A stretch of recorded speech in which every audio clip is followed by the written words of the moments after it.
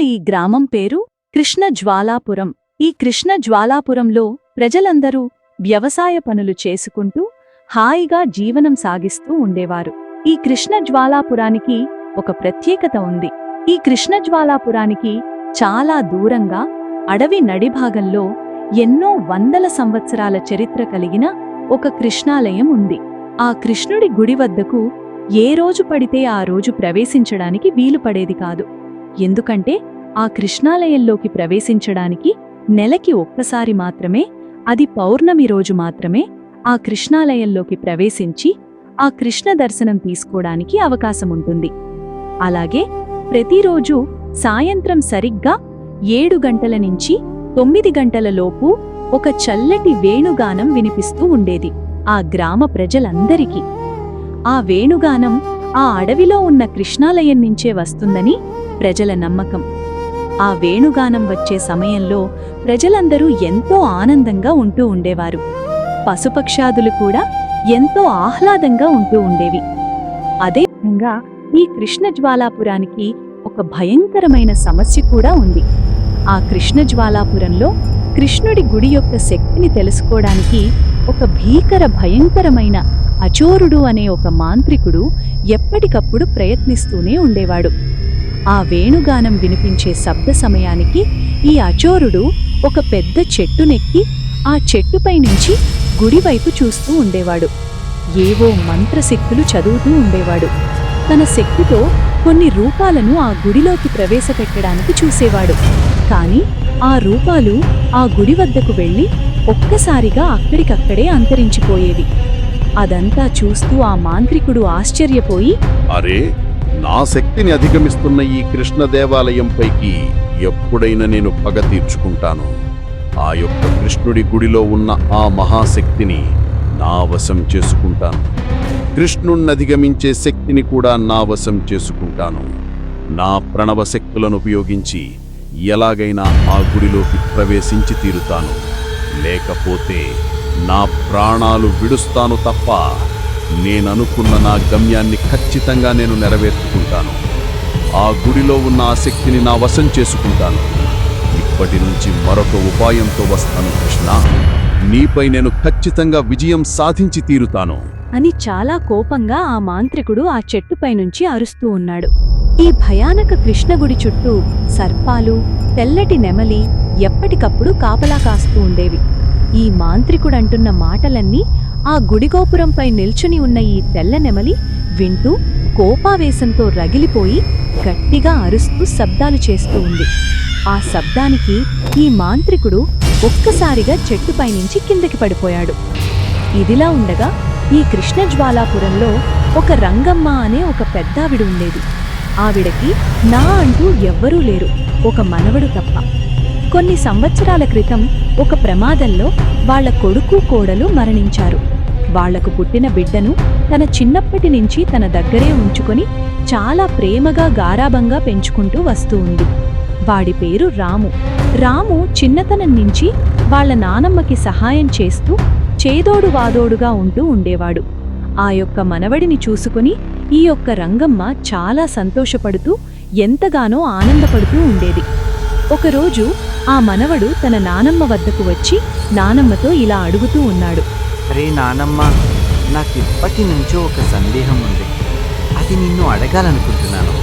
నాకు చెబుతావు కదా? అరే బాబు, అడుగు నాయనా, నీకు చెప్పకుండా ఉంటానా? నువ్వు నా బంగారు కొండవి. ఏం కావాలో చెప్పు.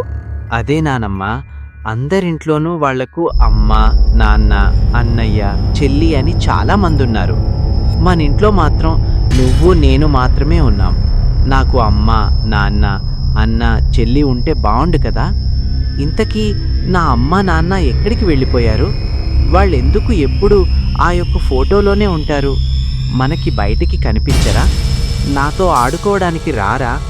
నాతో మాట్లాడరా నానమ్మ? నాకు అమ్మా నాన్న కావాలి.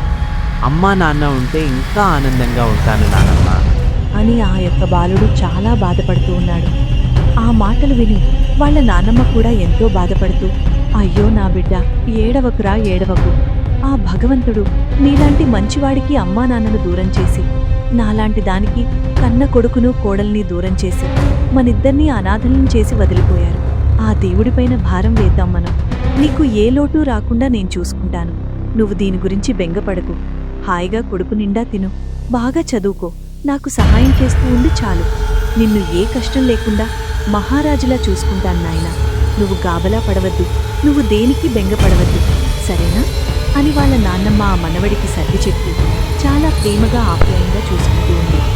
ఇంతలో ఈ మాంత్రికుడు తన గృహంలో ఏదో భయంకరమైన పూజలు చేస్తూ ఊరి ప్రజల్ని వశీకరణం చేసి ఊరి ప్రజల్ని ఒక్కొక్కరిగా ఆ గుడిలోకి పంపడానికి ప్రయత్నం చేస్తూ భయంకరమైన పూజలు చేస్తూ ఉన్నాడు. అనుకున్న విధంగానే ఒక వ్యక్తి ఆ అడవి మార్గం గుండా వెళ్లడం చూసి ఆ వ్యక్తి తొక్కిన మట్టితో పాటు తన వస్త్రాన్ని కొంచెం సేకరించి ఆ పూజలో పెట్టి భయంకరమైన క్షుద్ర పూజను చేస్తూ ఉన్నాడు ఆ మాంత్రికుడు. ఆ మాంత్రికుడు మంత్రాలు చదువుతూ ఉండగా ఈ అడవి మార్గంలో నడుచుకుంటూ వెళుతున్న ఆ వ్యక్తి ఒక్కసారిగా వెనక్కి తిరిగి ఆ భయంకరమైన మాంత్రికుడున్న ప్రదేశానికి నడుచుకుంటూ వెళ్తున్నాడు.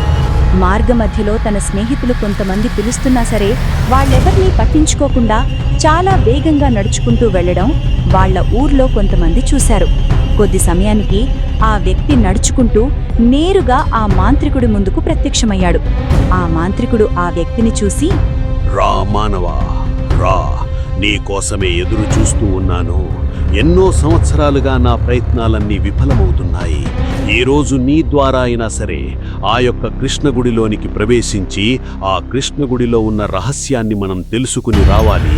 అది నీ వల్లే సాధ్యమవుతుందని అనుకుంటున్నాను. నా వశీకరణంలో ఉన్న నీవు ఇప్పుడు నా మాటలు మాత్రమే వింటావు. ఎటువంటి ప్రలోభాలకి నువ్వు లొంగకుండా నేరుగా ఆ కృష్ణాలయంలోనికి ప్రవేశించి ఆ కృష్ణుడి గర్భగుడిలో ఉన్న ఆ శక్తి ఏంటో తెలుసుకొని నేరుగా నా దగ్గరికి రా. ఇందులో నీ ప్రాణాలు తెగించడానికైనా సరే నువ్వు వెనకాడకూడదు. ఇప్పుడు నువ్వు నా అధీనంలో ఉన్నావు. అచండ చండ అచోరుడి అధీనంలో ఉన్నావు. బయలుదేరు, వెళ్ళు. ఇప్పుడే ఆ అడవి నడమధ్యలో ఉన్న ఆ భయంకరమైన గుడిలోనికి ప్రవేశించి ఆ రహస్యం తెలుసుకొని రా. వెళ్ళు, వెళ్ళు అని ఈ మాంత్రికుడు ఆ మానవుడితో చెబుతున్నాడు. ఆ మానవులు ఈ మాంత్రికుడి యొక్క శక్తి అధీనంలో ఉండటం వల్ల సరేనని చెప్పి అడవి మార్గం గుండా నడుచుకుంటూ వెళ్తున్నాడు.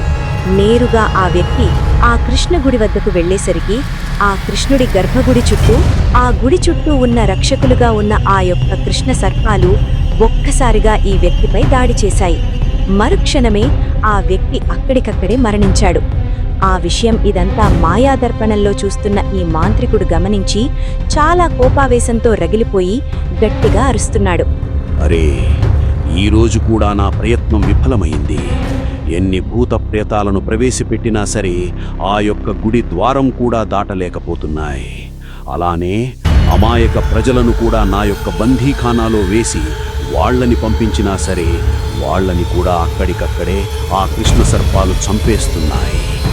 ఎలా అయినా సరే ఆ గుడిలో ఉన్న రహస్యాన్ని నేను తెలుసుకుని తీరాలి. లేకపోతే నేను ఇంతకాలం ఎదురు చూసిన నా శక్తికి అర్థం లేకుండా పోతుంది. ఎలా అయినా సాధించి తీరాలి. ఆ కృష్ణుడి గుడిలో ఉన్న రహస్యాన్ని తెలుసుకుని తీరాలి. ఎలా ఎలా అని చాలా కోపావేశంతో రగిలిపోతూ గట్టిగా అరుస్తున్నాడు ఈ మాంత్రికుడు.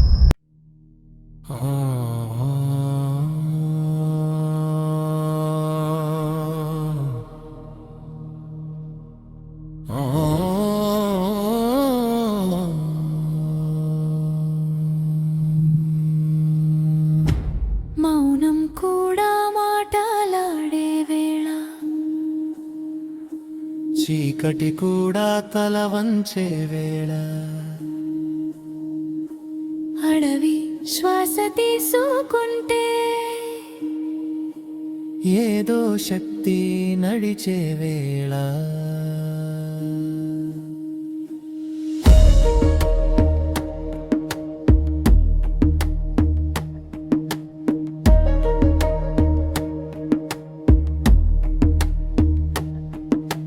కళ్ళు మూసుకుంటే కనిపించేది ఆకారం లేని రూపమా, చెవి పెడితే వినిపించేది వేణుకదు ఆడే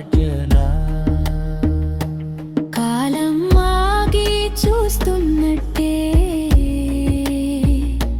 నడకలన్నీ బరువయ్యే రాయి కూడా కరిగే చోట దేవుడు నడిచే దారయ్యే ఇక్కడ భయం భక్తి కలిసిన ఫీలో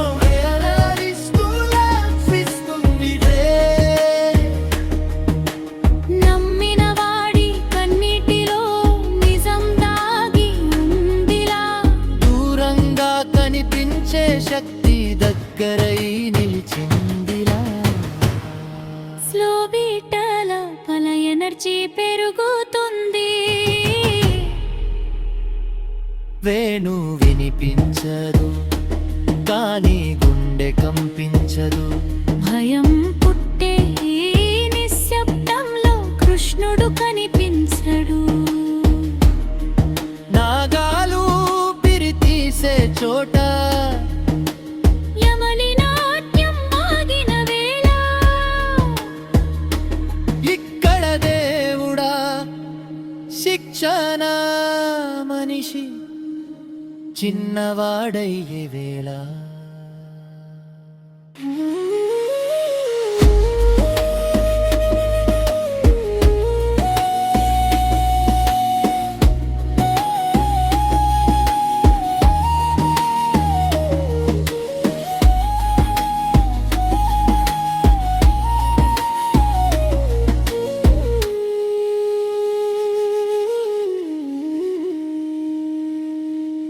లోపల దాగిన ఆశ కోసం దారులు తప్పే మనుషులు దేవుడి నీడను దొంగిలిస్తే మిగిలేది మౌనము మంత్రం కాదు మాయ కాదు ఇది నమ్మకపు పరీక్షే కృష్ణుడంటే ప్రేమ కాదు భయంతో కూడిన భక్తే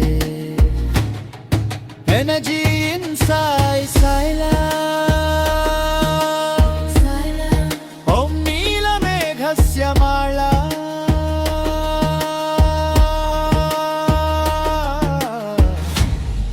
వేణు మోగదు కానీ లోకం వణికుతుంది నమ్మిన వాడి శ్వాసలోనే కృష్ణుడు నడుస్తాడు అడవిలో అడుగడుగునా అద్భుతమే దాగుందిలా దేవుడంటే భయం కాదు భయంలో దాగిన ప్రేమలా నిజంగా ఉన్నాడా లేదా నమ్మకమా వేణు వినిపించలేదు కానీ మనసు మారిపోయిందా